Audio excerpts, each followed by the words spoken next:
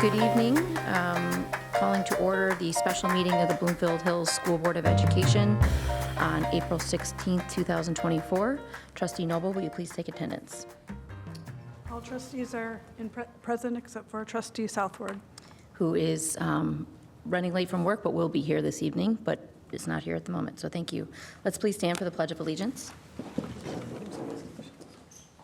I pledge allegiance to the flag of the United States of America and to the republic for which it stands, one nation, under God, indivisible, with liberty and justice for all. I am. Thank you. Moving on to 2A. I will begin my introductory comments after our first candidate has come in the room.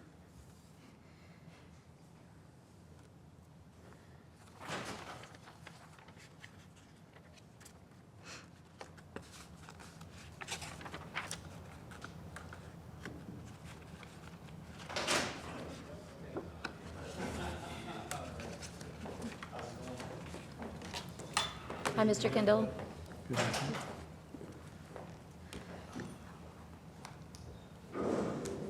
Welcome. Tim told us you have some items to pass out. Would you like to do that now, or? Yeah, sure. Okay, perfect.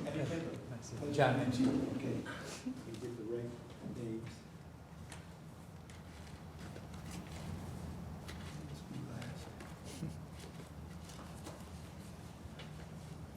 Well, it's probably still in my bag. Let's see, where's Paul? Here's Mrs. Hill. Thank you. Right here? How are you? Good, how are you? Nice to meet you. Nice to meet you, too. Mrs. Noble, Hi, how are you? nice to meet you. Yep. And let's see, Paul. Over there. Yep, okay. There you go, Paul. Nice to meet you. Yep. There's Cooper, Yes. Nice to meet you. Dr. Sutherland. Southward. Should do it here. Now, John, right? Right. Okay. All right, here you go. Pleasure to meet everybody. Perfect, thank you. Okay. All right. Let you get settled there.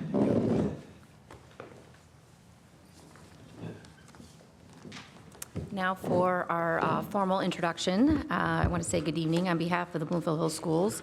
I would like to welcome you to this interview for the position of superintendent. For the public, Mr. Eddie Kindle is the Associate Superintendent for Communications and Development at the Genesee Intermediate School District in Flint, Michigan.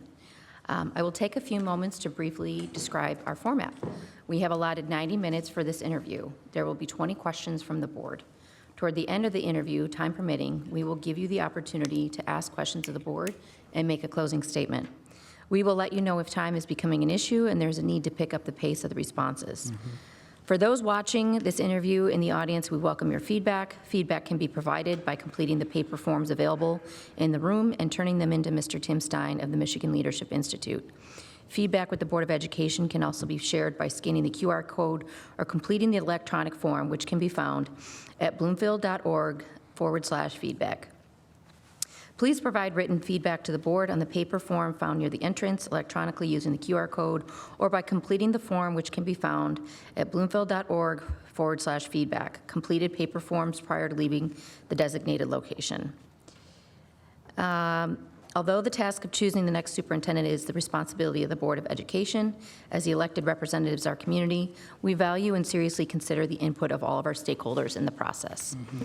All right, Mr. Kindle, so that was our introduction. I'm going to start with a couple open, broad questions, and then I'm going to move around to Absolutely. the other trustees. Yep. We have a timer here, and we will, we have it set starting now for 90 minutes. When Okay. we've got 20 minutes left, we'll turn it around and show you and let you know that we've got about 20 minutes left. All right, But sounds I'll try good. and keep you on pace too if need be. All right? I'll try not to ramble. Thank you.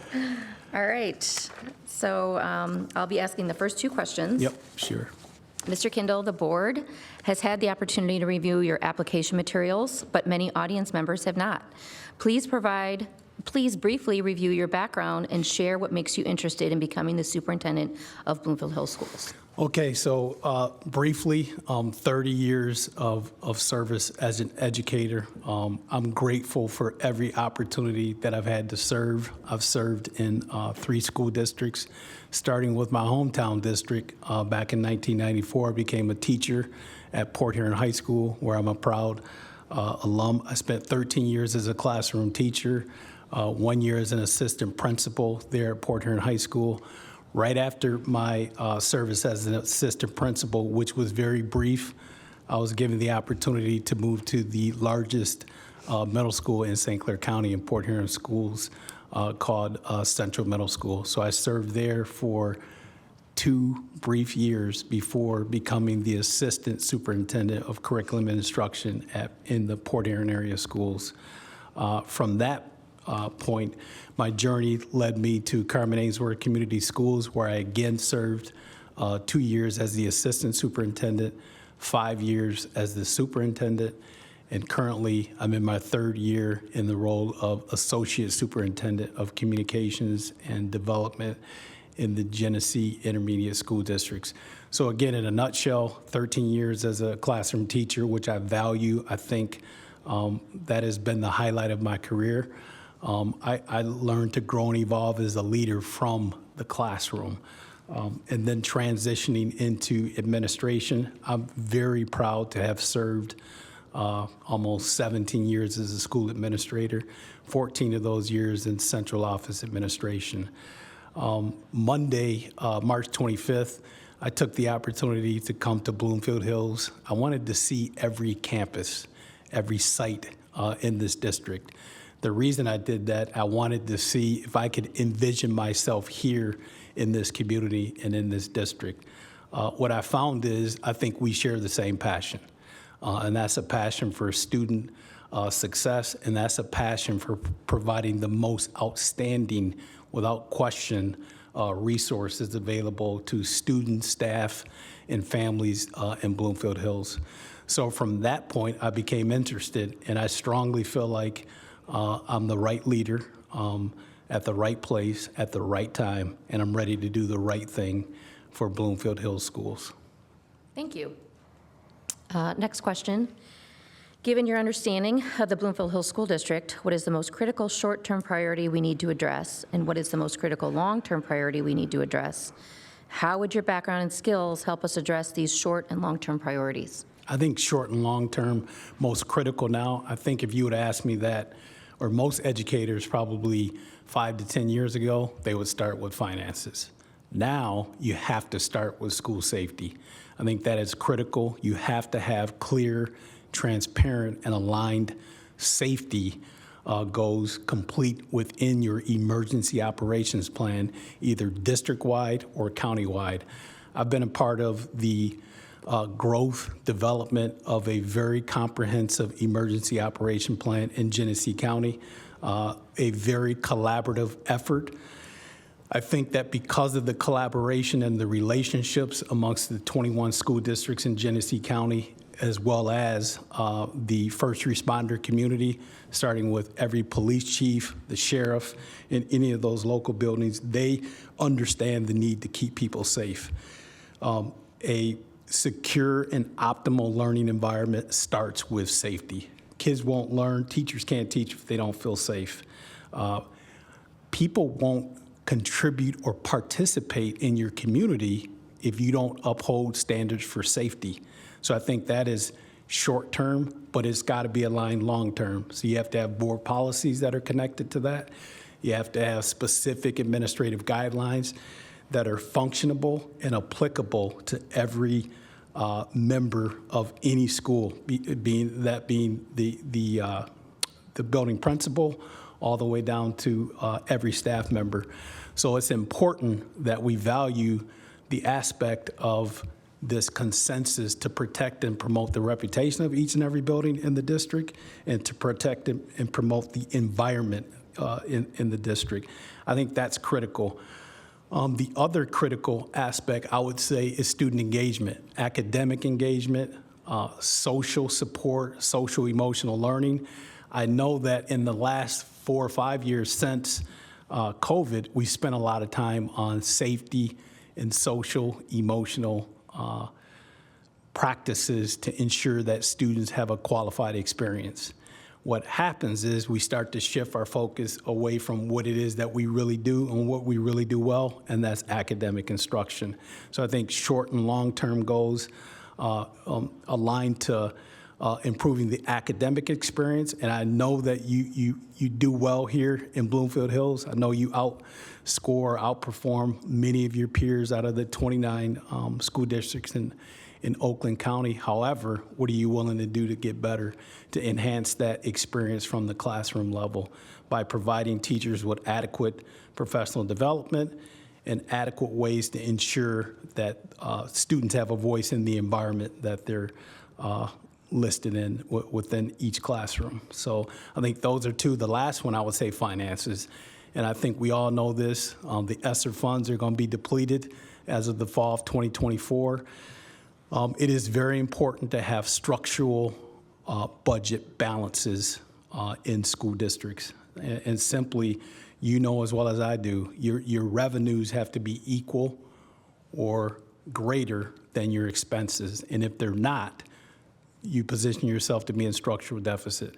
So if we utilize some of those funds to add people resources, now is the right time to take a strong look at the evaluation of the resources they have, and are they impacting our students in a positive way? So I think those are the three.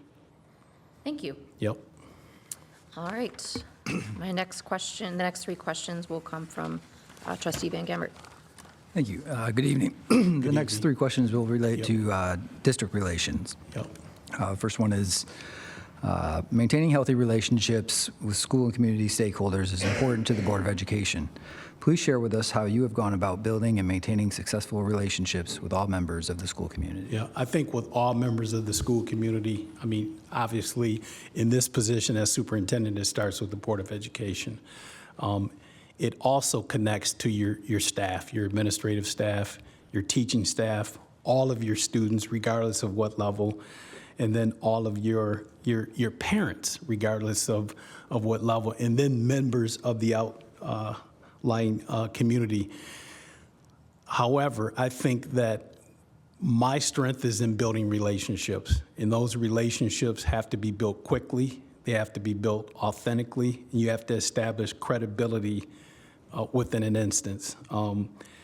In a simple aspect of that is one of the rules that I have as a leader, I never walk by anybody with recognizing them or acknowledging them.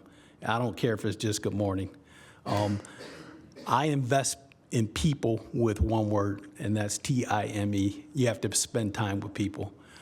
You have to get them to see and connect to the goals and objectives of the district.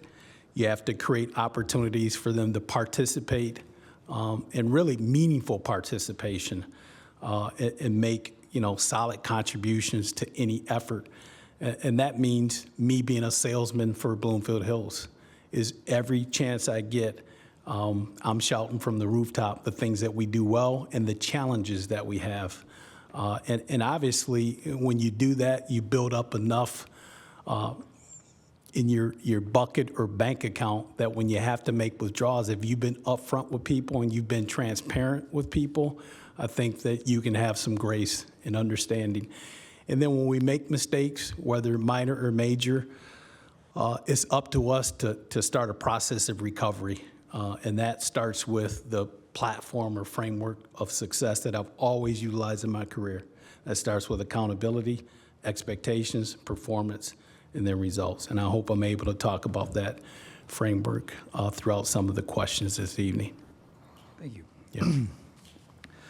What are some examples of community activities in which you have provided leadership, and in what ways did that benefit your district?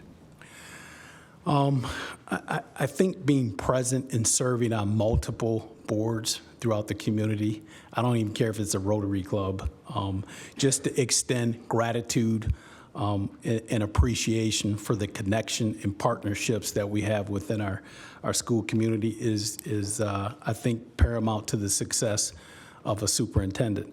One of the things I know I do is I lead with humility, and it's not about me, it's about the people that I serve. One of the foundations of these connections really is to not be visible. Everybody talks about they want their superintendent to be visible. I understand that. My perspective is being present in the moment, and investing that time that I talked about with people so we can build a connection, so I can talk about our goals, objectives, and how people can partner with us to make Bloomfield Hills as good as it is now, even better. Thank you. Effective and timely communication is vital to the success of a school district. Please describe the type of communication students, staff, parents, and the board should expect to receive from you. From my experience as a superintendent, those are kind of the connected influencers that you have to really communicate and connect with, starting with the Board of Education. Number one, you get a Board of Education update prior to a Board of Education meeting. You get ample time to ask questions and have me address some of your concerns so I can prepare, myself and the board to conduct business at that Board of Education meeting. Then if there are challenges that we face as a board, the first person I'm calling is the board president, and then we'll fan out to the 7 Board of Education members. My philosophy is no surprises. I never want you to be surprised as a Board of Education concerning the status of the district, whether we're realizing successes or realizing challenges. Our administration will have meaningful and collaborative administrative team meetings that are purposeful, that are not connected to wasting any time. We'll use that time to value connection, collaboration, and working with each other. As far as students go, again, I'm a conduit to each and every principal in their buildings. I know that it is typical for people to have newsletters, social media outlets, and different avenues. You can expect me to participate and contribute in those forms of communication and discussion.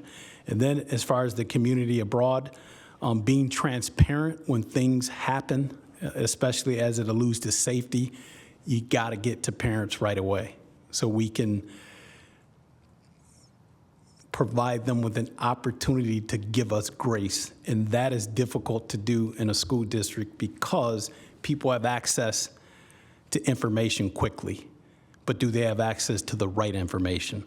So that's my goal: timely, accurate, and effective communication that measures the impact of the receiver.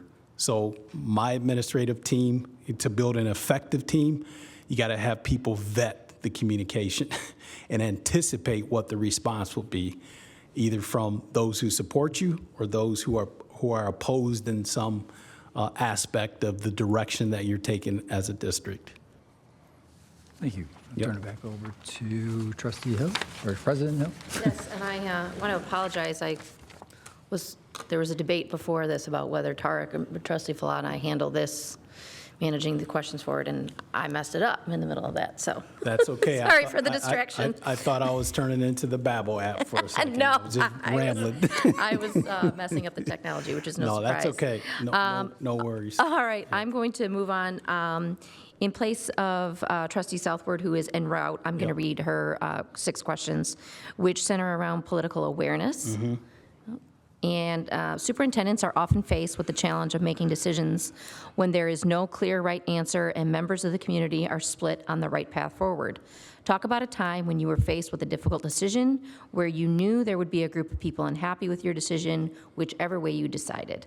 How did you go about making that decision and getting people on board with the direction you determined was best? Sure. I think it starts, again, with kind of living in your values, not compromising your integrity, understanding your mission, understanding the responsibility you have as a servant leader. There have been multiple times in my career where I've had to make quick decisions that have been influenced, I would say, primarily by safety.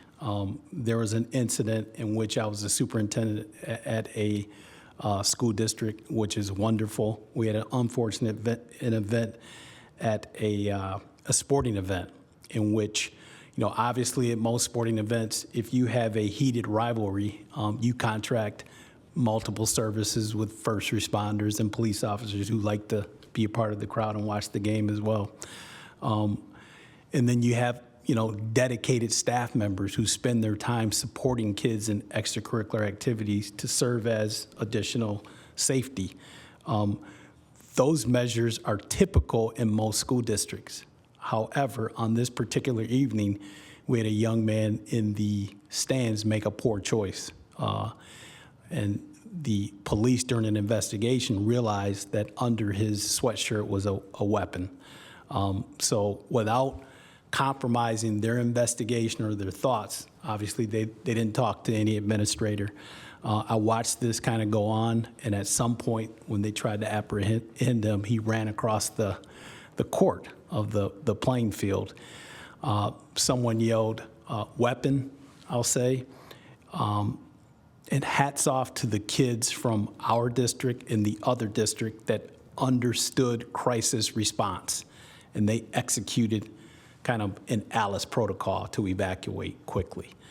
At the end of this situation, to make a long story short, I was faced with the decision, do we continue this game or not? Or do people want their money back? No, this game is over. It's finished. We're not going to compromise the safety and security of, number one, our students, our families, our guests, or other visitors.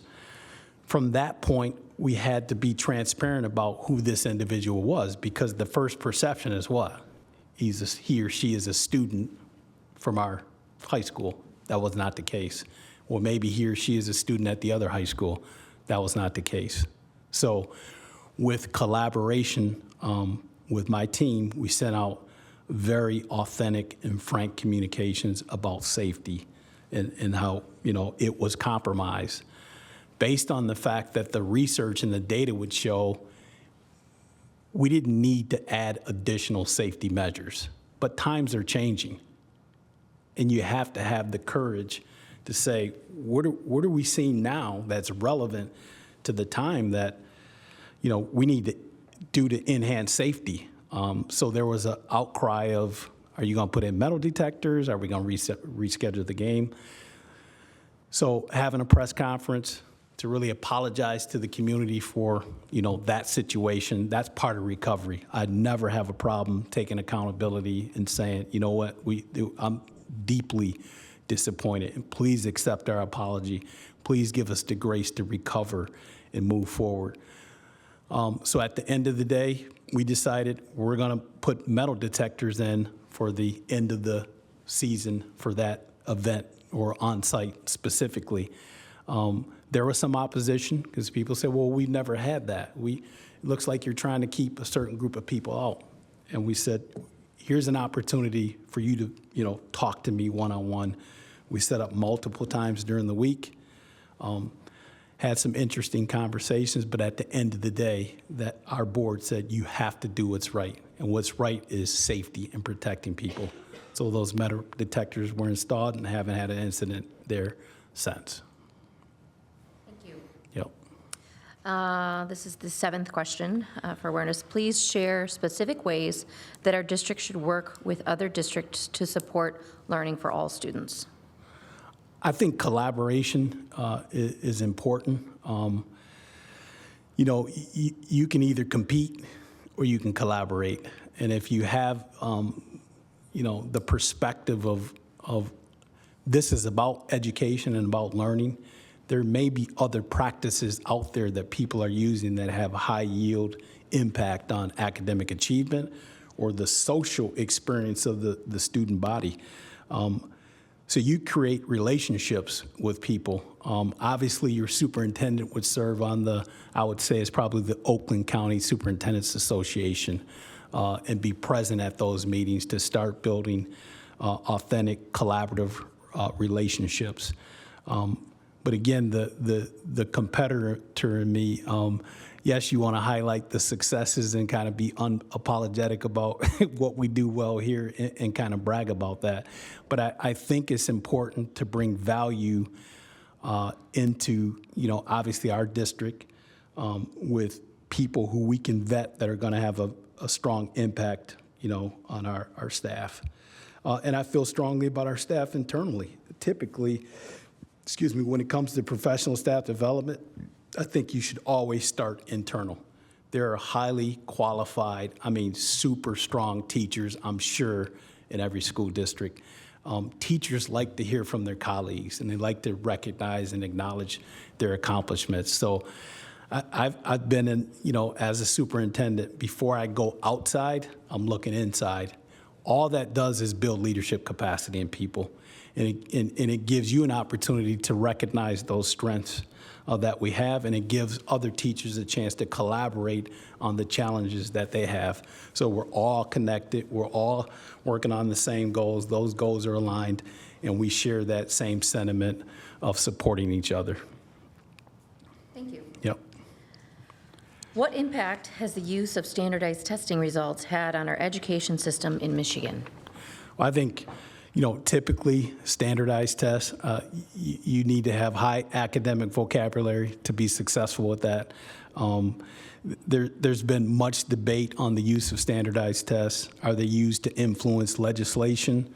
Yes, because unfortunately, people like to make judgments and hold schools accountability for comparisons that may not be authentic. And I think that's the greatest example of that being, standardized testing. I don't think it shows or gives students opportunity to show multiple ways that they learn or multiple ways that they can get to an answer, especially when it's, most of those are multiple choice, true and false, and things of that nature.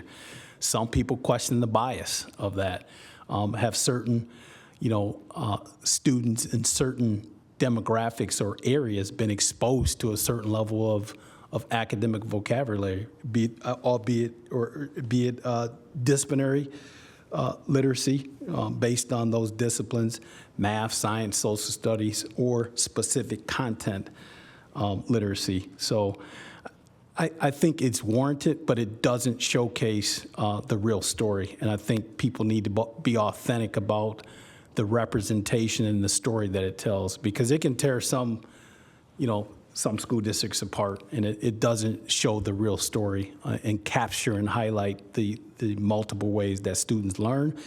It doesn't really show the multiple ways of your fantastic instructors kind of deliver content. Proponents of it say, you don't want teachers teaching to a test and taking that much time. You want them to have some autonomy to create some hands-on learning opportunities, to be authentic with different ways to make the instruction relevant to the student's background. So that's kind of what I think about standardized tests. Thank you. The next set of questions will come from Trustee Colin. Yeah, I'm going to ask about leadership attributes. Sure. First question, what is the most difficult decision you had to deal with in your educational career, and how was it resolved? The most difficult decision in my educational career, I think it starts with leadership, and being able to eliminate practices that are hurtful to kids and identify what those practices are. I think I made a difficult decision my first year as a superintendent. I was made aware of a certain practice dealing with something as simple as overdue lunch fees. And with overdue lunch fees, this district had a practice of replacing one lunch with another.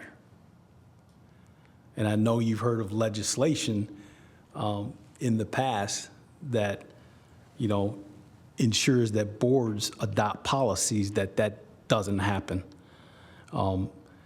But to make a long story short, I remember saying, I mean, why would we do this? Asking the why. And typically you get in most areas, well, this is what we always do. And that speaks to my strength of evaluating, programs, services, and practices. People can implement strategies and monitor strategies, all day and all night. What we fall short in education is really authentic evaluation.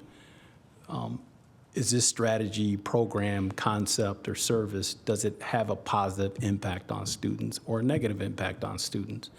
And I remember saying to a food service director, I'm not sure when the last time I saw a third grader work 40 hours a week to pay an overdue lunch bill. It shouldn't hurt to be a student. Then, I've mentioned to you before, it's up to each and every one of us to protect and promote the reputation of the district. Well, that means we have to be transparent and live in our reality, okay? So I'm at a district where historically they were pretty affluent. And over time, demographics change, the financial setting of the community changes, but they still want this esteem of affluency. And we were presented with an opportunity to meet basic needs of students who are of low socioeconomic status. So I approached the decision lightly to apply for the community eligibility provision to ensure that every student received a free breakfast and free lunch district-wide. And that was connected to that prior decision to eliminate a practice that I thought was unfair. But the pushback I got was, we don't want people to think that we're here now. But that was really the reality. Just because you're here now doesn't mean the destination of the work you do, students are always going to be in this situation. There's still greatness to be overcome from any situation that we position ourselves to impact students in a positive way. So without question, we apply for that, and that's still relevant in that district today. Next question. What are the key elements needed to establish and maintain a good working relationship between you and the board?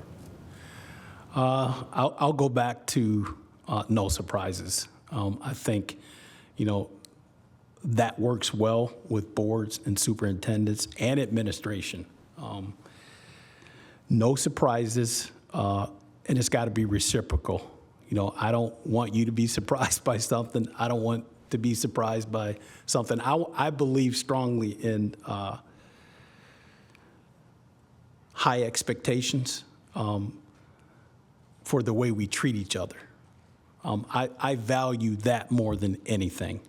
We're going to accomplish some things, but at the end of the day, I think people aren't going to remember some of those structural things that are typical from a school district.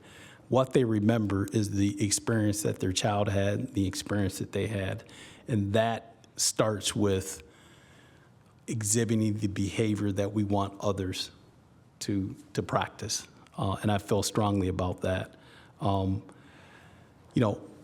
You can set ground rules, you can have social contracts and things of that nature, but if you don't make personal connections, so we're aligned and we look at ourselves as a conduit of each other, and that we act as a strong, committed, and effective team, there'll be challenges, and there doesn't have to be. I work with an outstanding board now. When I was at Carmen Ainsworth, still some of the best days of my career were spent with making these authentic relationships with Board of Education members, where you really know they understood clearly my practice, and part of my philosophy on education starts really with this personal connection. I feel strongly about that. I know the difference between caring about people or kids and caring for them. I mean, caring about people, that's kind of intrinsic. I mean, I hope we like each other at one point. But when we care for each other, we give each other grace and a little bit of mercy, and we exhibit patience, and we're steadfast in our approach to build consensus. So at the end of the day, if you have an action item, it's always 7-0.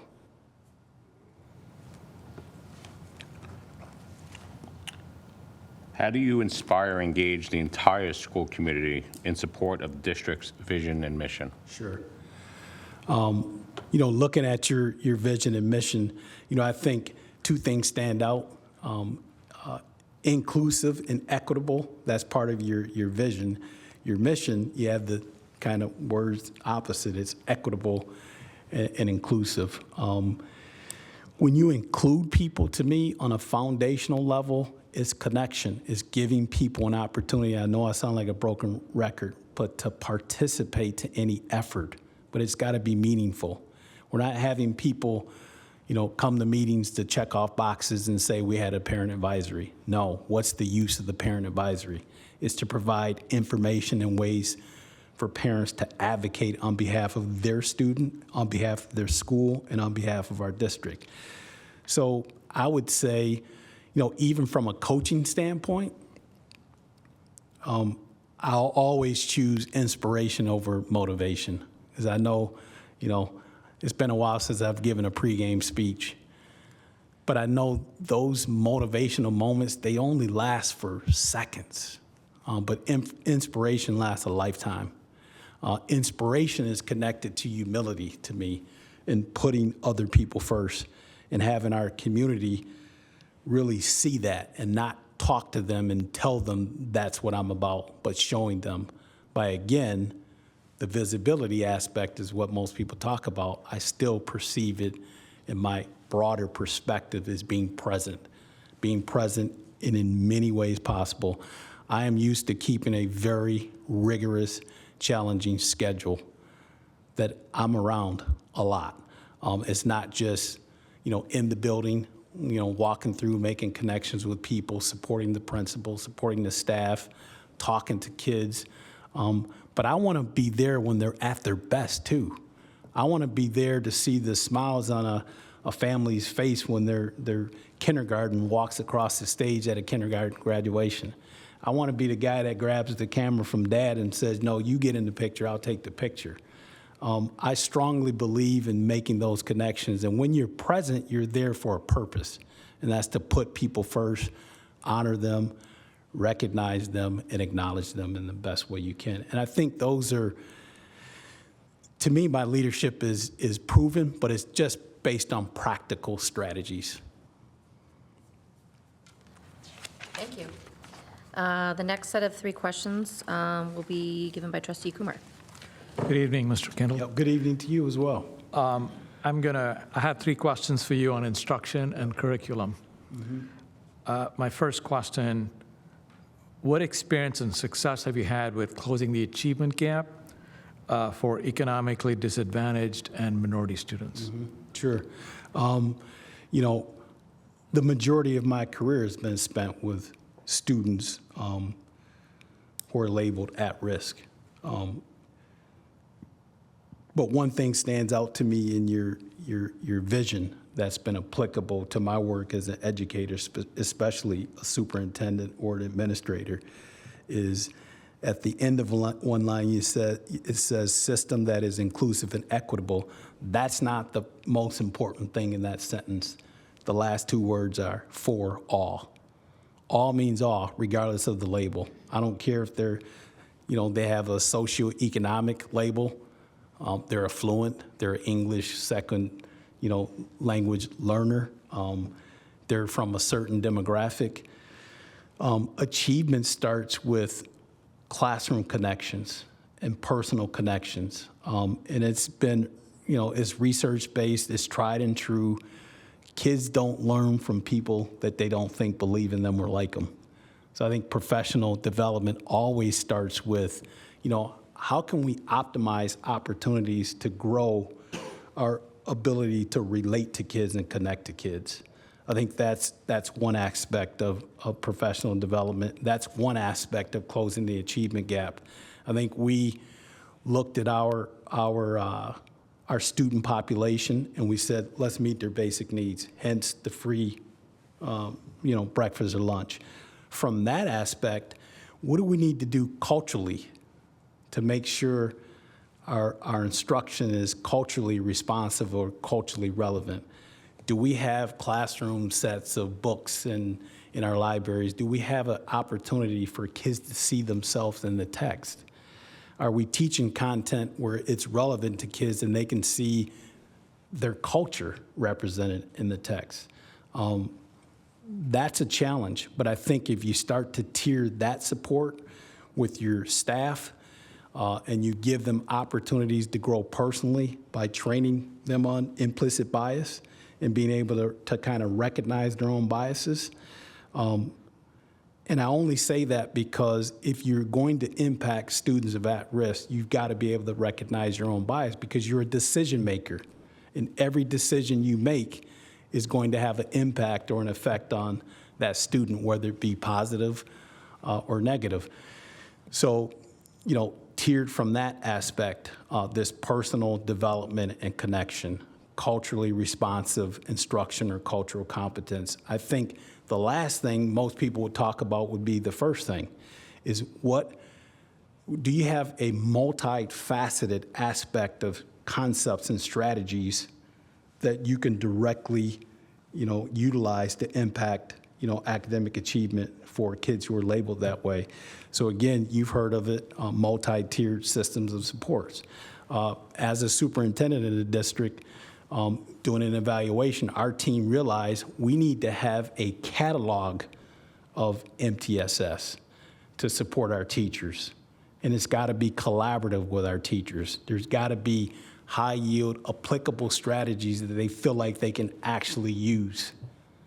On the flip side, your MTSS system, those tiers of support, whether it be whole group, small group, or the identification of students that really have challenges, so you can provide them with some intensive support. Lastly, you can mirror the academic MTSS strategies with behavioral MTSS strategies. I think that is my experience, and I think that we definitely started to move the needle on improved academic achievement for students from those concepts I just mentioned. Thank you. Next question. What is the biggest risk you've taken to do what's right for students, children? I would say, here's one risk I remember taking as an assistant superintendent in a school district. There was a lot of discussion about this new practice that was utilized in our math department at both high schools. And they started the implementation of this cut score. It was either 70% to pass, you don't get 70%, you fail. And it was starting to have, this real negative effect on students, and I would say parents. And I recall having very long Board of Education meetings with parents not understanding this strategy or this concept. And in explaining it, I think that our staff felt like, we were still in the implementation stage. They were starting to monitor it. And if you didn't make the cut score, you still had multiple opportunities to, take the test or the assessment. But I would say the adverse effect it was starting to have on the culture of our district, because you want people to be risk takers. You want people to be innovative. But all the while, you got to be diligent about the anticipated impact on students. So I remember talking to staff, talking to parents. But who was left out of this situation? It was students. So I remember my first year as an assistant superintendent, my strategy was to build a Eddie Kendall's assistant superintendent leadership cabinet. So I did one at both high schools. So I just talked to students, what do you feel about this cut score? Oh, and man, the student voice really matters. What they said was, it was very insightful, and it made it clear to our teachers after we communicated, this is the experience that they're talking about. I know we mean well, but we gotta back up because we're losing kids. You know, the anxiety level, they're feeling, you know, bad about their friends and just the negativity they felt going into math classrooms from that. So from that point, we eliminated it, and that is one of the highlights of my career as to, you know, letting students have a voice in the direction we're taking. Thank you. My next question's on special ed. Yep. What do you believe are currently the biggest challenges with special education in our region? And how should these challenges be addressed? I think the growing number of supports that you have to provide for students with disability and providing them with optimal resources that meet their individual learning styles or their individual needs. Special education funding is crucial to providing students who receive special education services with optimal resources. With that growing number, there are capacity issues. I know in Genesee County, we have center-based programs where some schools who can't afford to have center-based programs, obviously they contract with the county, and there's kind of a shared expense of that. But because of the capacity and the increase of needs over time, people are starting to run out of space. And that's difficult to manage. So I think optimizing your space, making sure you do adequate forecasting based on the number of students with disabilities in your district now and what you expect tomorrow. I think, you know, that's one way to kind of address that concern. Thank you. Yep. If you don't mind, we're going to pause the timer briefly. Trustee Southward has arrived, and I think she would like to come in Absolutely. before our next set of questions.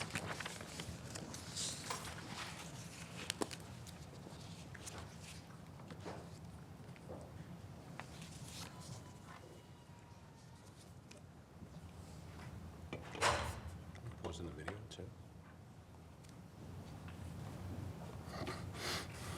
Vicki, you can pause the video, too.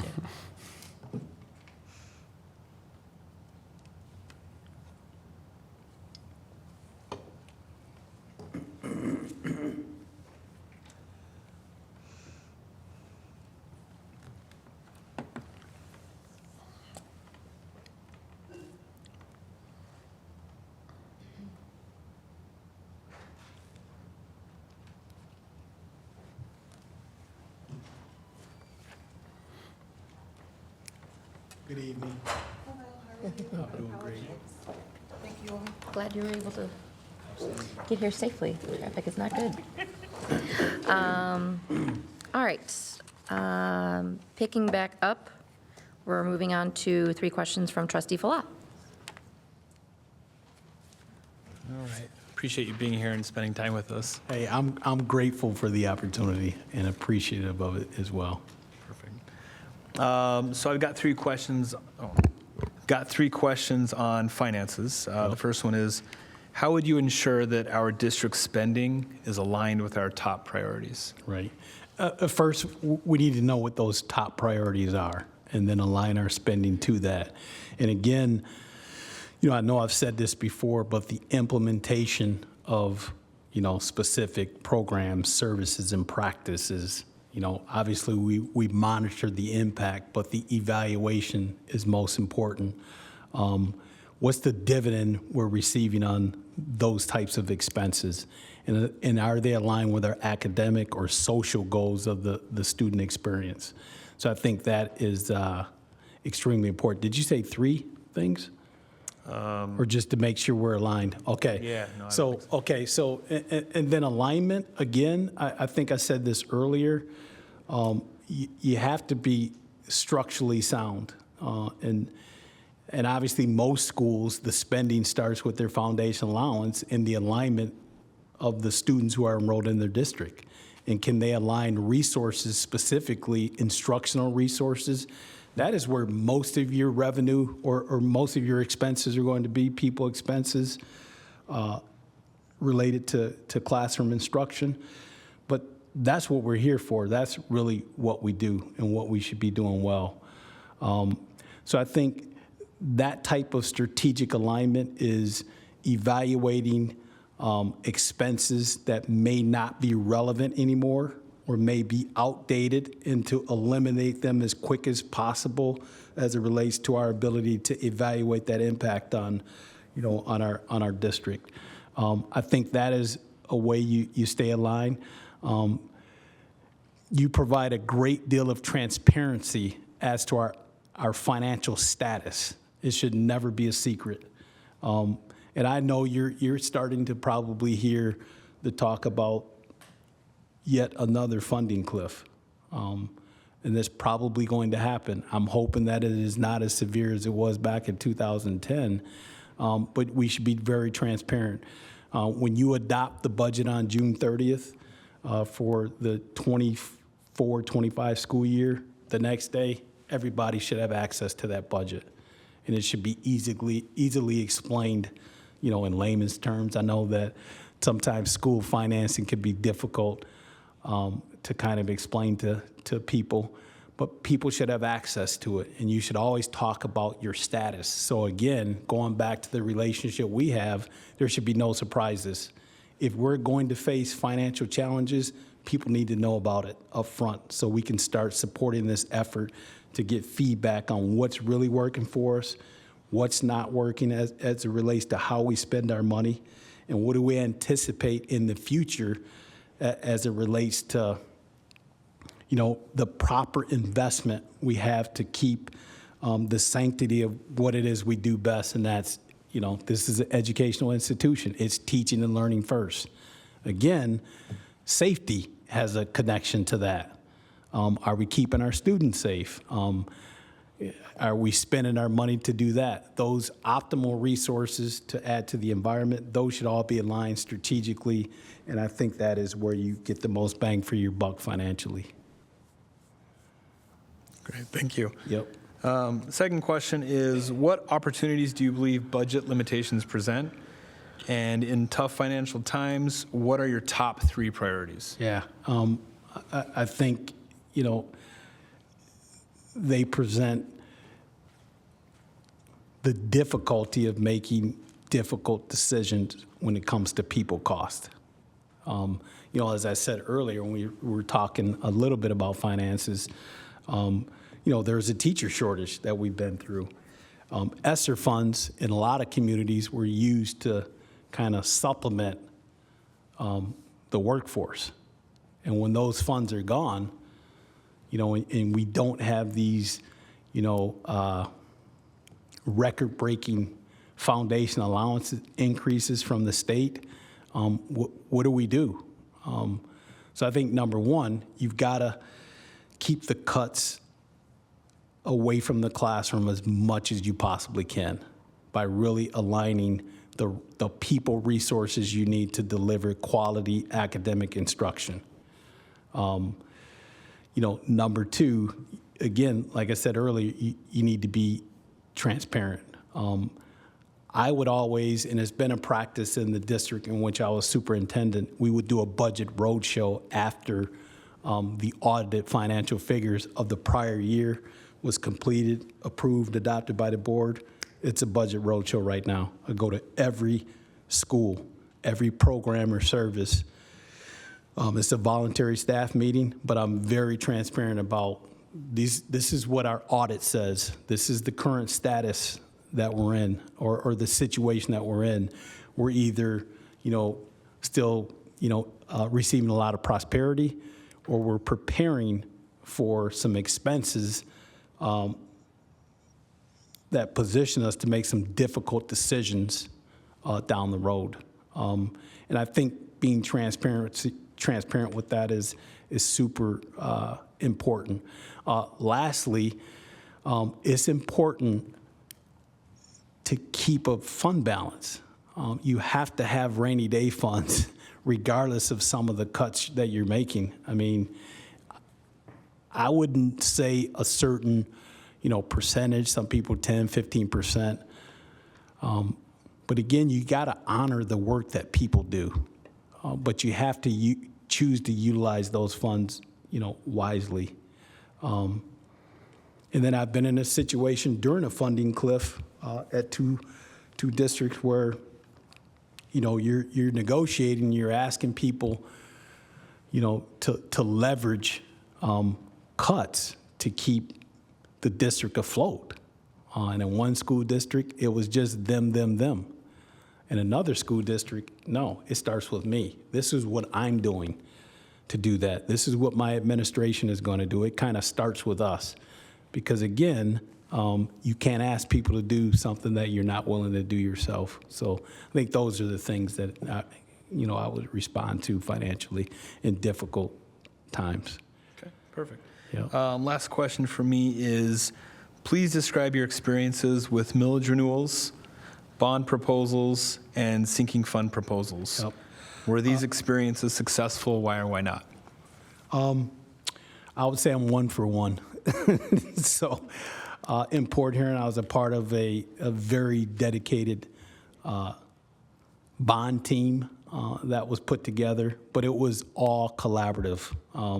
Obviously, the use of a highly skilled architecture firm that had a campaign, kind of driven department within their, the structure of their business.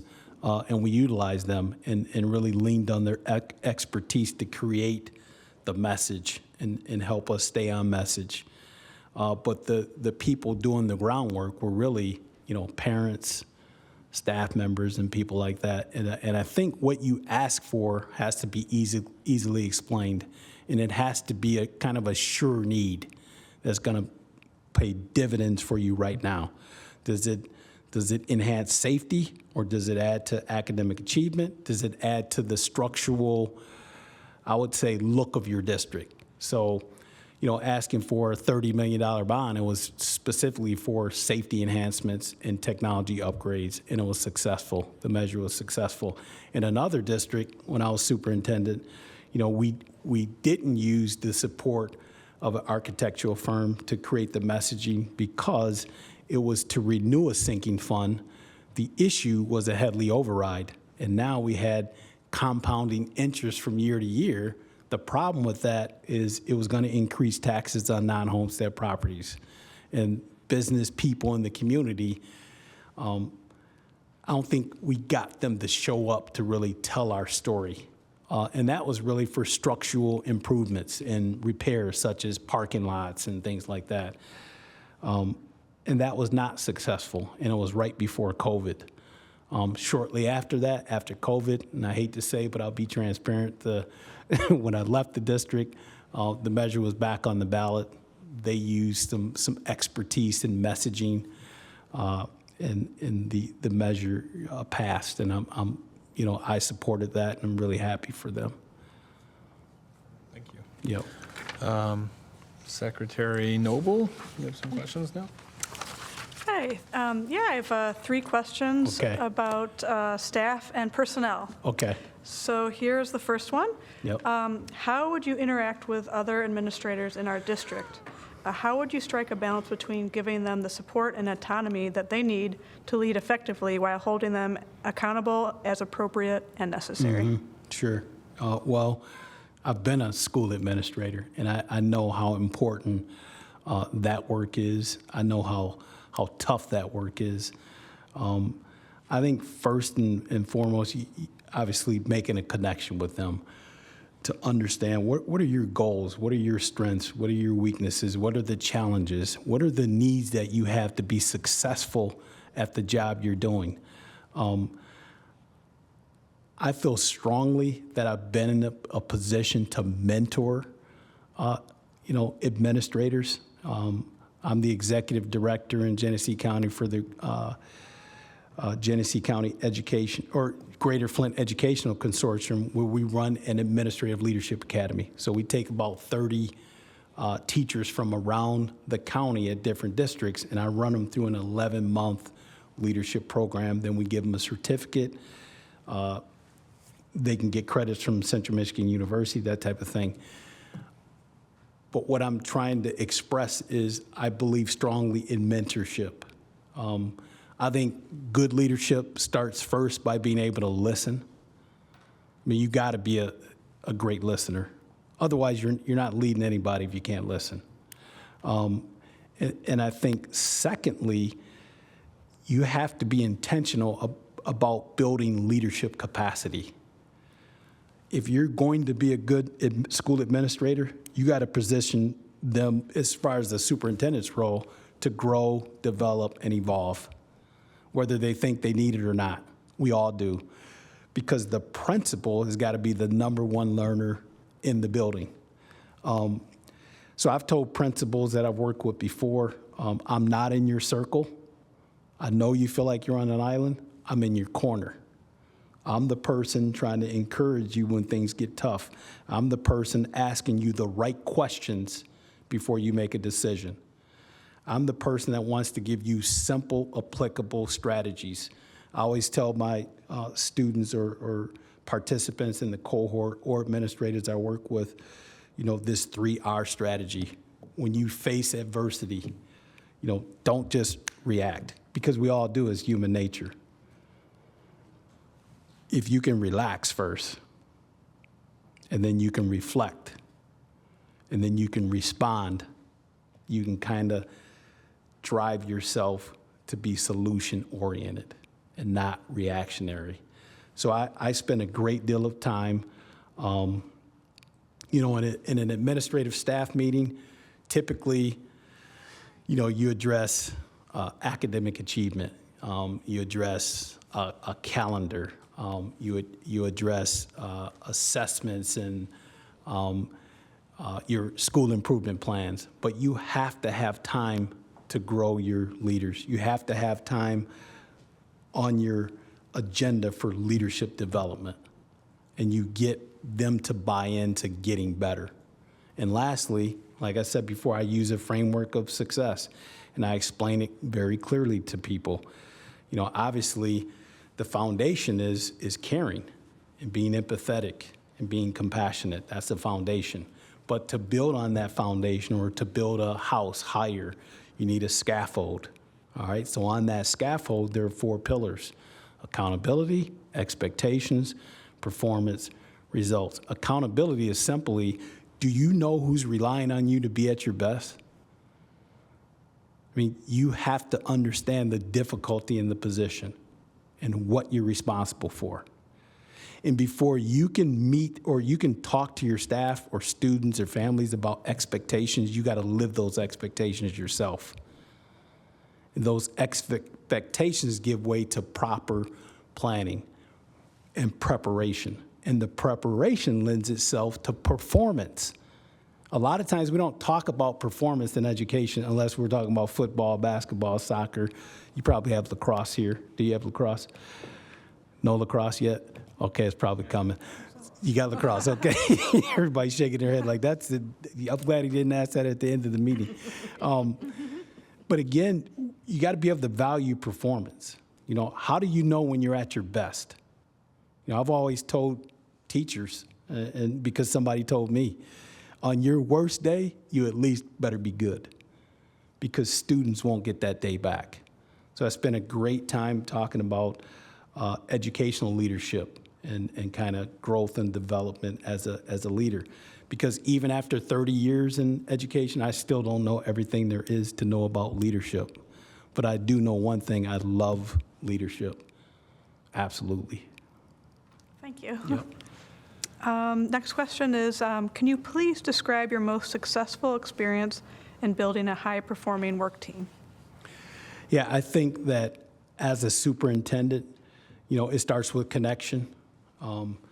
Obviously, you have some ground rules. You create social contracts. Those are those standardized operating procedures. But really getting to know each other and support each other and getting to know each other on a personal level is probably the start to building an effective team, and that starts with trust. People don't trust people who don't care about them. And the only way to showcase or exhibit if you care about somebody is you got to spend time with them. And the time has got to be purpose-driven. A time for you to listen to them, a time for you to understand their perspective, a time for you to allow them to be risk takers, a time for you to allow them to be creative, and a time for you to allow them to address certain questions like, what did you do when you were in this situation? Because every situation is different. But I strongly believe that, making those connections, and a problem for one is a problem for all. That is one philosophy that I think the Genesee Intermediate School District lives by, and is very evident that we don't put people in isolation.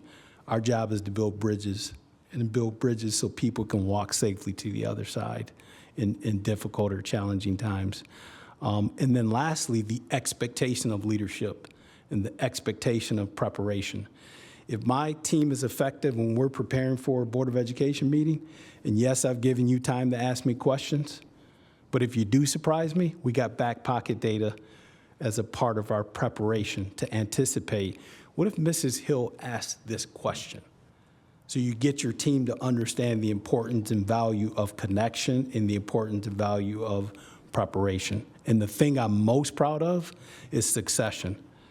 I think that, again, you're not a leader if you're not building other people to be leaders. You're not a leader if the spotlight is on you. The spotlight has got to be on those who are really doing the work. And when we're successful, you celebrate that, you recognize it, you acknowledge it. Whether it's students are successful, we should be the biggest cheerleaders for them. We have great teachers. It shouldn't be just administrator or teacher appreciation week. It should be value added compliments and connection and acknowledgement and recognition throughout the course of the year. So when I talk about succession, the thing I'm most proud of is after my tenure as superintendent, two administrators on my cabinet became superintendent in that district. The first one just retired. So we had a detailed succession plan that the board felt strongly that we want to not be in a situation for a search. How strongly do you feel like you can prepare your team in the event that you're not here? And that was a great challenge, but it's probably, I would say my legacy is I want people to remember how I made them feel, but intrinsically, that's probably one of my greatest personal high five moments. So that's just been awesome to see them persevere and attain that appointment. Thank you. Yep. How would staff members in your district describe you? I think they would say he talks to everybody. He will not walk past you without saying hello. He is authentic, genuine, sincere. What you see is what you get from him. It's real. However, there's more to him than meets the eye. He is savvy, sharp, but dedicated, and he always puts people first. And then, just reconnecting that to building, highly effective teams. I strongly believe in allowing people to grow and develop and just make a effort to participate and contribute. And when they are skillful, get out of their way. Don't overmanage, don't micromanage. People don't grow like that. People grow from constructive feedback, not, we always hear constructive criticism. Well, when you hear the word criticism, it elicits an emotional response. Feedback gives people an opportunity to reflect. And I think that's how you grow, develop, and evolve as a leader. So I think that's what people would really say about me, that he smiles a lot and he often thinks that he looks like Denzel Washington. I mean, that type of thing. I mean, we joke, we have fun, we laugh, and they know that I recognize differences, and I honor that. I see diversity as a strength, and I love working on a team. Thank you for that. And Absolutely. so I'm going to pass it over to All Board right. President Hill. Thank you. Thank you for your responses to the questions we have prepared for the first round interview. We would like to take a few minutes now to provide you with an opportunity to ask any questions you might have for the board. For reference, there are 25 minutes left on the clock. Okay, good, because if we can't make a connection in 90 minutes, I'm not the guy, right? So I used to have a football coach that said, if you can't explain a concept to kids in 10 minutes, whether it be offense or defense, you shouldn't be running it. It should be easily explainable, it should be relevant, and people should be able to connect in minutes. So I hope we spent some time, some quality time connecting. And I do want to say, again, I'm super grateful for being here. And it's, I think it's an opportunity of a lifetime. So just a couple quick questions. I'll just ask this first question for anybody. It would be, can you describe the current relationship between the board and the, I would say, district administration as it connects to building administration and then our instructional staff? And then as you kind of make some highlights about the relationship, how do you see the relationship evolving under new leadership? Is there anybody who wants to go first? Okay, so I will take the first stab at that. I would say that, I was thinking on the way here that it was about a year ago that, we had an inclination that we were going to be having to do this search. Sure. And so in that year, obviously it's time consuming to go through this process, and especially if we want to do it well and diligently. So we've had that going on. We've also had going on major changes in our district structurally with our schools. We went down from 3 middle schools to 2. We had some reorganization of, our elementary schools. We've had construction going on. So there's been really big things going on. Sure. So to be honest with you, I see an opportunity to, we look forward to finding the right leader so that we can empower the right leader to be handling some of those things. We've had great interim leadership going on. We're appreciative for that, for sure. But I personally would like to be spending more time in schools, not talking about some of these other administrative type things. Like you as a board member, I'm the happiest when I get to walk through a school and see kids and understand what this is all about. But I think that because of all of us working really well together, respecting each other, respecting our differences, and then with the assistance of great interim leadership that we've had, I think that we've been on an upward trajectory, I think, in terms of a positive, great working relationship. And I look forward to long-term stability so that we can get more integrated on a building level with, staff and students. Okay. And then my next question would be, again, what are some of the board's proudest moments serving on the Board of Education at Bloomfield Hills? Maybe our longest-standing board member should take that one. Okay. What's been your proudest moment, Paul? What? What's that? No. Well, I think you addressed it in some of your answers. It's the opportunity, because of the role I have, to interact with a lot of our staff and students, and I believe I've taken the most of that opportunity to see a lot of our students throughout the district shine. And again, if I didn't have this opportunity being on the board, I wouldn't have had that opportunity. And I would think in the last, and I've been on the board, yes, the longest, been on the board the last 9 years, that I've made some impact with not only our students and staff throughout the district because of it. Yep, I appreciate it. Okay. And then my closing question, I think I've given it to 2 of you before. This is the 30-second elevator speech. You're in a building, you're going up, new family to your community, steps on the elevator, and ask you about Bloomfield Hills schools. You got 30 seconds to convince those parents to enroll their students in Bloomfield Hills schools. What do you say? I think, well, I'll jump in. Yep. I think you say that there's opportunities available for anything that your child wants to do here, and if they make the most of their opportunities, they'll be successful. Absolutely. I appreciate would it. add- Yep. Because I was on the outside, before I came to Bloomfield, we were looking for where are we going to go, as many people in the community often do. They end up here because they hear about it. Right. And you hear about it and you hear all the success and the great things, but you don't realize, like Paul said, that the opportunity is so present. And it's not just academic opportunity, it's the opportunity to be a part of a community where Right. they care. We have, in my opinion, the best educators Right. ever.